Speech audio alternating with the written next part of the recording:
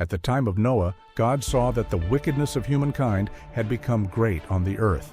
Every one of their thoughts was evil all the time. So the Lord said, "I will wipe humankind, whom I have created, from the face of the earth."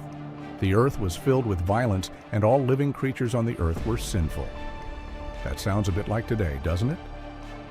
So the Lord destroyed every living person. They were wiped off the earth. Only Noah and those who were with him in the ark survived. Peter also tells us that only 8 people survived. We should take this seriously and think about how many people were wiped off the face of the earth.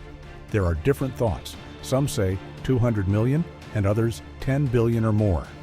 Regardless, only 8 people were saved from this destruction. That is a very small percentage of people who were alive at that time. God demands obedience and says that in order to be saved, we must know and love His truth. With that in mind, do we really think there will be that many who are saved when Jesus returns at the first resurrection? What should the lesson be for us today? 2 Peter 3:3-7 says, "Above all, understand this.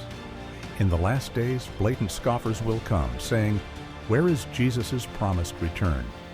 But just as the world was destroyed by a flood in the days of Noah, by the same word the present heavens and earth have been reserved for fire, by being kept for the day of judgment and destruction of the ungodly."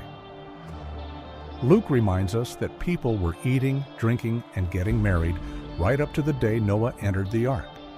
In other words, they were just living life. But then the flood came and destroyed them all. Luke goes on to say that in the same way it will be on the day the Son of Man is revealed. We should learn from the past and take God seriously. It is a matter of life and death. It doesn't seem that there will be so many people who are allowed to enter the first 1,000 years of God's eternal kingdom. We, as Noah, are ambassadors for Christ, and we must be warning people and pleading with them to be reconciled to God before it is too late, just like when the ark's door was shut and the rain started.